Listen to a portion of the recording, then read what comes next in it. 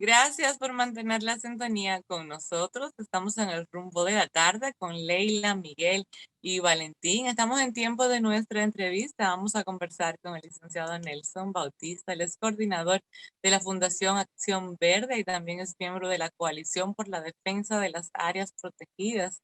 Nelson, buenas tardes. Gracias por acompañarnos en este espacio en la tarde de hoy. Buenas tardes, Leila, Valentín y don Miguel. Ya yo veo la estrategia, cuál es, la ponen a usted a dar la bienvenida y demás para que uno de entrada esté ablandado totalmente. Para ablandarlo, exactamente. Sí, ya leí la estrategia. Sí, mire, no sé si usted tuvo oportunidad de ver ayer en la noche, a las 11 de la noche del Santo Domingo 10, en otros lugares donde está la sede de National Geographic por televisión. Pasaron un documental de 1 hora sobre la República Dominicana, fabuloso, donde muestran la enorme diversidad de la flora y fauna de la República Dominicana, su herencia arquitectónica y colonial y todo eso, pero sobre todo sus áreas protegidas. 1 hora.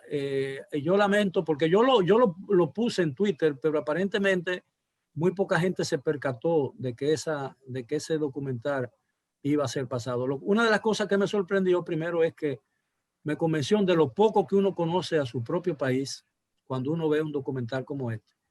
Lo verdaderamente bello que es el ambiente, el clima y la geografía dominicana, y sobre todo que una gran parte del país es zona protegida. En efecto, don Miguel, ese documental es precioso, colaboraron en él muchos biólogos y técnicos dominicanos y lo reprograman allí varias veces en la semana. La gente debe estar pendiente. La mayoría de los sistemas de cable o conexión directa pues se puede ver en el horario en que será retransmitido. Y nosotros hemos dicho que trabajos como este, hechos de la mano de la profesionalidad de ese canal y de esa organización, debería el Ministerio de Educación aprovechar esta docencia ahora virtual y un día más que otro, en lugar de una clase, por ejemplo, de ciencias naturales, de geografía e inclusive de sociales, pasar ese programa y estamos seguros que los muchachos le sacarán bastante provecho. Nelson, ¿cuál es la situación respecto a Loma Miranda ahora? Porque veo que se han convocado protestas, veo las redes muy activas, sin embargo, en paralelo, escucho al ministro decir que no obstante una solicitud reciente, él reafirma un compromiso que él había hecho público antes de que Loma Miranda no se va a tocar. Y él ha insistido con eso esta semana. Entonces, si es así, pues no entiendo la naturaleza de las protestas. ¿Cuál es la situación desde tu perspectiva? Mire, lo que se dio ahí es un poco de desconfianza en el sistema de gobierno nuestro. Es histórico, no es de ahora necesariamente. Hace un par de semanas, una investigación periodística que tiene casi niveles de casualidad, porque a lo mejor esa investigación, por lo que uno lee, no estaba detrás de esa noticia y se ve en ese contexto, publica que la minera Americano Níquel, propietaria de Falcondo, había pedido un permiso para la explotación de una franja de Loma Miranda conocida como la Manaquita. Lo novedoso de esta información es que lo diga la minera, que aparentemente no fue necesariamente una información que ellos querían hacer pública en el momento, pero la hicieron pública. Entonces, días después, el ministro Jorge Mera confirma que el 18 de enero ellos recibieron una solicitud para esto y que la estaban estudiando para darle lo que se llama términos de referencia. Como es lógico, todo el sector ambiental, social, lo que llaman las fuerzas vivas de la región, pues se ponen alerta. Y se ponen alerta de una forma válida y con su razón, porque ya con esta es la tercera vez que Falcondo intenta explotar una franja de Loma Miranda que es considerada por la mayoría de estos sectores como innegociable y que no puede estar en juego para la explotación minera. Nelson, sí, Valentín. ustedes, yo estoy seguro que podrían arrojarnos luz a lo que no sabemos mucho del tema, porque nosotros lo que hacemos por lo regular es que nos sumamos a ciertas luchas reivindicativas. Loma Miranda, ok, Loma Miranda, y ya, y nos fuimos por ahí, y que se respete Loma Miranda, pero ustedes han hecho estudios de la posibilidad de que pueda convivir el respeto a la biodiversidad y al ecosistema en Loma Miranda, y al mismo tiempo la posibilidad que desde el punto de vista económico y financiero favorecería a la República Dominicana en sus finanzas públicas y también por la cantidad de empleos que puedan producirse, de la explotación minera con resguardo, o sea, con garantía y resguardo del ecosistema. ¿Eso es posible? Ya, teóricamente fuera posible, sin embargo, sobre los estudios sí, hay una cantidad considerable de estudios a raíz de la situación que se dio entre el 2010 y el 2013. Se hicieron varios estudios, uno de ellos lo hizo la Academia de Ciencias, otro lo hizo la Comisión Ambiental de la UAS. El estudio, quizás el análisis con más imparcialidad y juicio, lo hizo el PNUD, que cuando el Ministerio de Medio Ambiente en principio le otorgó una licencia ambiental a Falcondo, en aquel momento pertenecía a Strata Nickel, pues la movilización social impidió que esto se llevara a efecto. El gobierno, cuando se vio con el huevo trancado, al igual que pasó con el caso de la cementera en Los Haitises, que había pasado apenas 2 años antes, busca auxilio en el PNUD y le dicen, evalúeme esto, a ver quién tiene la razón. Como dice Valentín, bueno, tal vez mucha gente se están sumando por la moda y demás. El PNUD contrata a un grupo de expertos internacionales. Y ese grupo de expertos, al evaluar el estudio de impacto ambiental, que es un documento con rigor, que hizo la minera, o sea, que hizo el interesado, el PNUD dijo, mira, esto es incompleto, deja de lado un factor importantísimo como es la parte ecosistémica, o sea, cómo involucra el ecosistema con esto, y además deja de lado la licencia social, que es quizás en este momento la más importante, que es que las poblaciones alrededor de la zona afectada estén de acuerdo. Como lo dejó de lado y no había ninguno de esos elementos, el PNUD le recomendó al gobierno dominicano que cancelara esto y que no concediera esta concesión hasta que las condiciones cambiaran. Entonces no es un capricho fortuito de los ambientalistas, sino que ya tiene un sustento científico y legal. Tengo entendido que en la zona, la pequeña zona que han solicitado para explotación de los minerales del subsuelo allí, en los años 50 era un aserradero. Y uno de los alegatos a favor de la empresa es que allí no existen árboles primarios y que no es cierto que por debajo de ahí corren las fuentes de qué sé yo cuántos ríos. Ahora, lo que a mí me preocupa, yo estoy de acuerdo en que el problema que a mí me preocupa es que se está creando en el ambiente la impresión de que la actividad minera es una actividad ajena a cualquier esfuerzo de preservación del medio ambiente. Cuando todos sabemos que la actividad minera es compatible, existen tecnologías compatibles y amistosas con la naturaleza, y que además que el mundo moderno es inconcebible sin minería. Todo tiene un componente importante de minería. Y ante la situación económica que ha generado la pandemia, no estoy diciendo con esto que no se vaya a creer que yo estoy diciendo que le den Loma Miranda. No me refiero a eso. Yo estoy de acuerdo con el informe del PNUD, de que era un informe incompleto y que obviaba cosas fundamentales del tema. Pero yo lo que quiero decir es que con la pandemia y las consecuencias económicas que haya traído, el país, el gobierno va a tener que apelar a todos los recursos que dispone para salvar la economía de la República Dominicana. Porque la pandemia económica va a ser peor que la pandemia sanitaria. Usted tiene razón en algunos de los planteamientos. Sin embargo, para ir de la primera parte donde usted dice que eso era un aserradero y demás, fíjese, en este país queda muy poco bosque primario. Algunos reductos en Sierra Bauruco, algunos reductos en Nalga de Maco, pero para poner un ejemplo, la madre de las aguas de este país, que es el Parque Nacional de Valle Nuevo, fue un aserradero durante toda la era de Trujillo hasta que Balaguer lo suspendió. Por tanto, era un sistema de producción de madera y mucho de ese bosque ahora es secundario y sigue siendo la madre de las aguas. O sea, que si nos llevamos que no es bosque primario, pues aquí todo el país podría calificar para explotable. Lo segundo es que yo he tenido en mi mano en algún momento el estudio de impacto que hizo la minera en su momento, lo que te llama esa pequeña parte, son 4.6 kilómetros, y en el mismo estudio dice que es parte de la cuenca del río Jagüey, que está ahí, y del otro lado está Arroyo Berraco, por ejemplo, por decir dos nada más, pero también hay un tema paisajístico, de biodiversidad y de otros elementos. Eso es independencia de que todo proceso de explotación minera, o sea, todo lo que tiene que ver con la zona de minado, involucra explosivos, involucra extracción, eso genera contaminación atmosférica y demás. Yendo al otro aspecto, mire, hay que ser muy iluso en la vida para creer que vamos a vivir sin minería y sin aserraderos y sin apropiación de recursos de la naturaleza, porque estamos hablando ahora gracias a que en algún lugar sacaron silicio, sacaron hierro, sacaron acero, sacaron oro, para poder... Eso tiene unos parámetros. Ahora, ¿quién es que ha generado la confianza en el sector minero en la República Dominicana? Bueno, eso tiene un nombre y un apellido, y son las empresas mineras. ¿Por qué? Porque las primeras que se asentaron, por irnos a no cargarle el lado al sector privado, la Rosario Dominicana dejó un pasivo ambiental que todavía la hoy concesionaria Barrick, 50 años después, está cargando con eso, y el país tiene eso como una espada de Damocles en el cuello, con una presa de cola llena de cianuro y de sulfuros.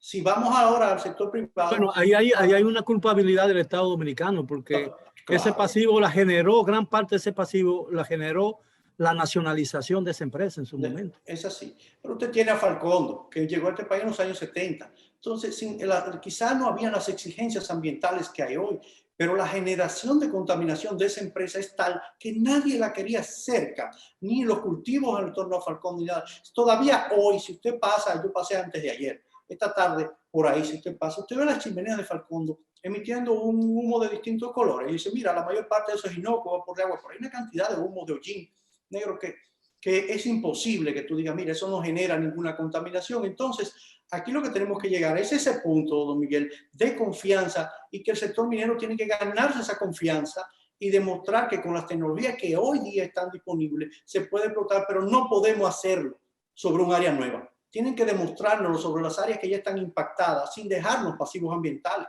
Y Falcondo ya ha tenido 3 concesiones en 3 lomas. Hay que demostrar que eso quedó restaurado y que no hay contaminación, para que a lo mejor algún momento se tome confianza en esto. La impresión tuya y de las personas con las que tú trabajas, porque tú coordinas una fundación, eres miembro de una coalición, hay muchas personas del sector ambiental con las que tú interactúas frecuentemente. La impresión de esos grupos respecto al actual ministro de Medio Ambiente, a esta gestión que tiene 6 meses, ¿cuál es? ¿Tienen alguna queja por el momento? ¿Todavía están a la expectativa? ¿Cuál es la impresión general? La impresión en sentido general es que el ministro se ha ido ganando la confianza y el respeto de los grupos ambientales. Esto es un camino largo porque venimos de un ministro, escúcheme el término, troglodita, que tuvimos por 2 años, una cosa terrible, intransitable con las bases sociales. Si la gente de su partido querían saber de él, de verdad. Entonces venimos de ahí, venimos con esa situación. Entonces Jorge Mera hasta ahora ha estado haciendo un ejercicio con todas las limitaciones de alguien que no tenía experiencia en el tema, que está ganándose un nivel de confianza en el que es como un cortejo. O sea, él está enamorando a la sociedad de que va a hacer algo bien y esperamos que se case con la sociedad y en efecto cumpla. No, nosotros no tenemos aspiraciones grandiosas ni ilusas. Nosotros que nos conformamos con que él cumpla con la ley. Con eso estaríamos todos felices. Claro. Bueno, ya se ha mostrado muy activo, ¿no? Y muy comprometido con las funciones que ejerce. Ojalá tenga éxito. No, porque si el parámetro es mejor que el que estaba, eso... Y él está llamado por ejemplo, yo le puedo citar 3 acciones que a nosotros nos llenan de esperanza. Hace apenas una semana, el desalojo del área protegida Laguna Cabarete y Goleta en la zona norte. Eso es un área que estaba y sigue ocupada y que fue desalojada por él, por esta gestión en estos días. Eso es un elemento que nos da esperanza porque, bueno, que nadie le quiere. Y a propósito de esa zona, Nelson, ¿en qué está lo de La Boca? Lo de la boca de Yásica es un proyecto que un tribunal lo mandó a detener, esa licencia ambiental, y nosotros tenemos fe en que en cualquier momento se la tumben por tercera vez. Es un proyecto que ya van 3 veces que ha habido que cancelar la licencia, con 3 nombres y 3 desarrolladores distintos. Esta nos parece que será la vencida y que ellos finalmente van a tirar la toalla en que no van a afectar esos humedales que están ahí en la boca de Yásica. Mientras tanto, está parado por un tribunal en términos judiciales. Las áreas protegidas, ¿qué parte del territorio nacional, globalmente hablando, ocupan? Mire, en papel es un 26%, en papel. ¿Qué pasa? Que mucha parte de ese territorio es territorio marítimo. Por ejemplo, el Banco de la Plata en la Navidad o el Parque Nacional de Montecristi es mayormente agua. Entonces ya no es tanto el 26% de área terrestre.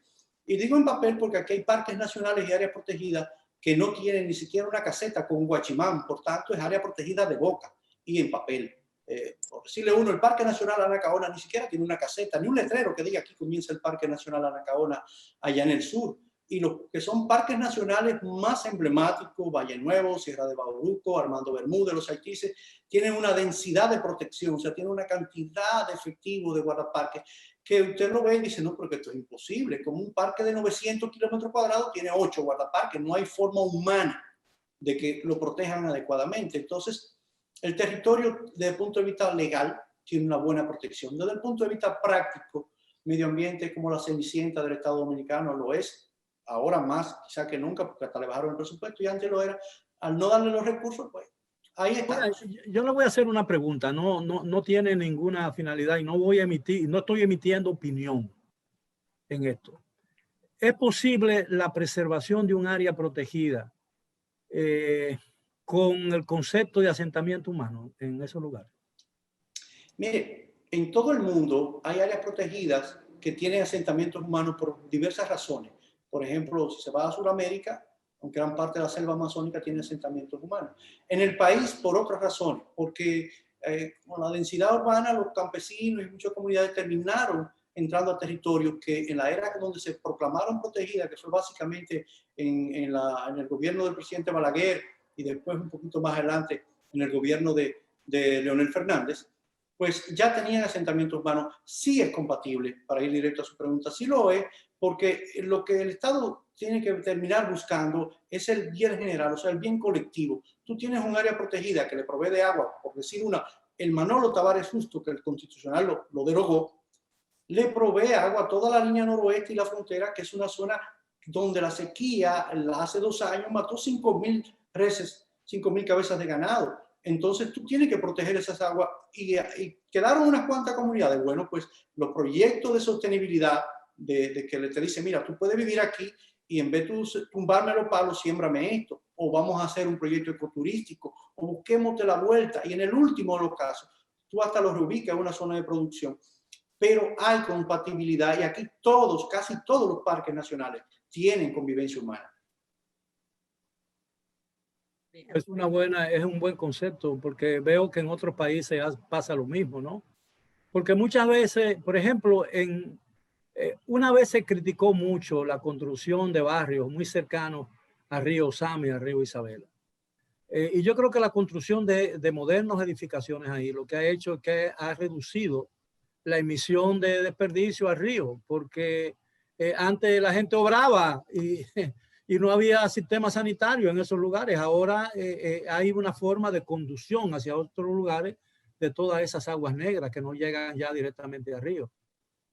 Esa es mi opinión como un neófito en el tema.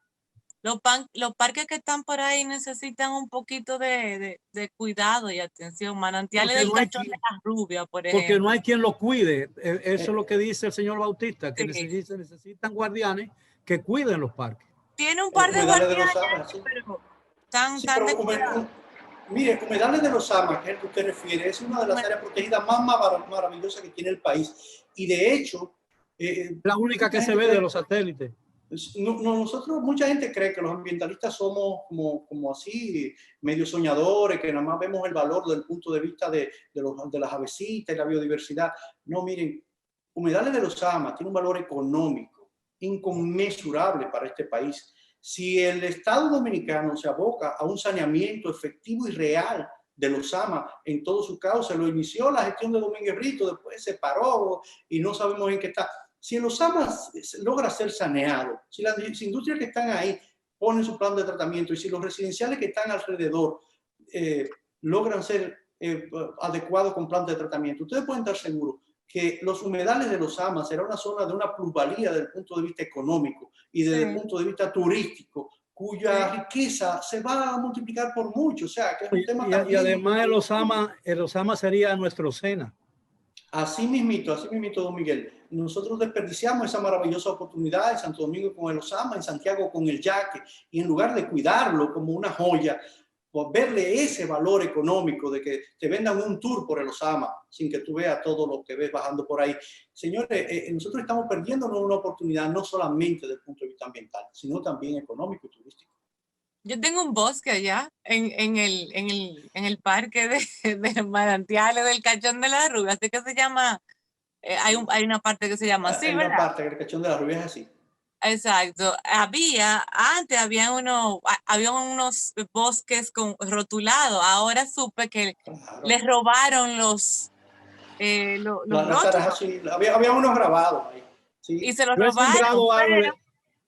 Yo he sembrado muchos árboles en mi vida. Pero hay un guardia que tiene muchísimos años allá, que él se acuerda de alguno de los nombres. Entonces, hace como 12 años, 10 o 12 años, yo fui con la fundación, con Juventud Nacional Comprometida, porque éramos juventud en ese momento, y sembramos, eran pequeñitas. Pero si mal no recuerdo, usted sembró una ceiba, creo. Exactamente. ¿Y cómo tú estabas ahí? Lo que pasa es que eso fue en la gestión de Jaime David. Exacto. Que se hizo. Y nosotros, en ese momento, yo siempre he estado en algunas gestiones de medio ambiente desde el punto de vista voluntario, siempre colaborando. Hace como 10 años de eso, ¿verdad? Hace como una década.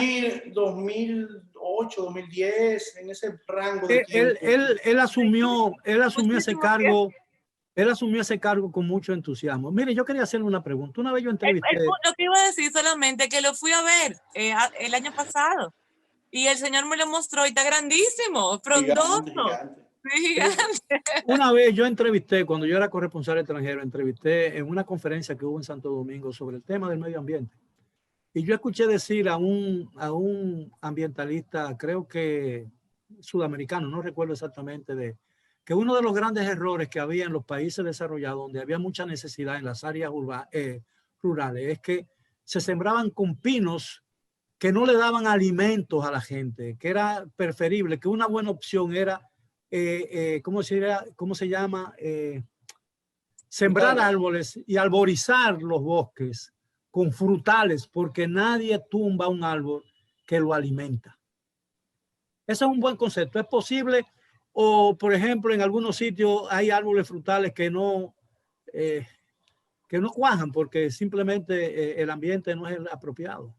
Mire, eso sí es el concepto de que hay ambientes que no son apropiados, pero también los frutales son buenos para zonas urbanas y para zonas privadas. O sea, si usted tiene una finca, por decir algo, con ganado y tiene árboles y son frutales, pues mejor, lo aprovechan más y lo aprovecha la biodiversidad. Un mango que se pierde en la mata, si no se lo come un humano, se lo come un murciélago, por decir algo. Pero en lo que tiene que ver con áreas protegidas, no, porque cada ecosistema es único. Fíjese que los pinos que se dan en Valle Nuevo, el ébano que se da en Valle Nuevo no se da en ningún otro lugar del país. Entonces, tú no puedes, por ejemplo, por decir una aberración que se ha estado cometiendo, sembrarle aguacate porque es un frutal en Valle Nuevo o en Sierra de Bauruco, cuando esos bosques son irrepetibles, no solamente en el país. El ébano verde es irrepetible en el mundo. Es una especie en peligro de extinción a nivel mundial. Si desaparece de aquí, desapareció del mundo. Entonces, eso hay que cuidar una cosa y la otra. Además, sembrar aguacate donde solamente hay murciélagos es mala idea, porque los murciélagos no saben preparar guacamole. Es complicado, es complicado. Pero sí, en la zona urbana siempre es recomendable sembrar árboles frutales para que le den vida a los humanos y con ello a la biodiversidad, claro que sí. Nelson, muchas gracias por haber compartido esta tarde. Interesante, pero Valentín le cogió miedo al señor Sí, Bautista. Valentín salió No, yo no le tomé miedo. El problema es que yo creo que ustedes hicieron las preguntas puntuales. ¿Y yo tú? me nutrí tomando nota, yo estaba aquí tomando nota de todo lo que el amigo decía. No se preocupe con Loma Miranda, que nosotros no tenemos ningún miedo de ese caso. Es un caso que ya está consumado. Quiere decir que nosotros no tenemos duda de cuándo, de que si se le va a decir que sí o que no, sino cuándo y en qué forma le van a negar el permiso. Eso es todo, porque nosotros lo que estamos esperando es el momento, porque estamos plenamente tranquilos y confiados de que ese caso simplemente ya quedará sepultado en esta ocasión. Bien, pues muchas gracias. Sepultado. No como me respondiste ahorita, que si la compañía minera demuestra que ya el pasivo ambiental ellos lo han reducido o eliminado en las otras lomas que han explotado, y entonces demuestran con su comportamiento que tiene la posibilidad de apertura a esta nueva explotación minera, pues quién sabe si nos sentamos en la mesa. Eso fue lo que yo entendí. En alguna otra área que no sea Loma Miranda, claro que sí, hay una posibilidad. Ellos tienen más concesiones mineras, claro. Entonces yo quiero citar a Balaguer en esto. El camino malo está cerrado. Nelson, gracias. Y a ustedes, gracias por la sintonía. Nos despedimos. Miguel, Valentín, Olga, Gabriel, estuvimos con ustedes en el Rumbo de la Tarde con Leila, Miguel y Valentín. Síganos de lunes a viernes de 4 a 5 de la tarde. Eso es Rumba. Sigan con la programación de Rumba. Mañana otra entrega de este programa. Que pasen un muy feliz resto del día.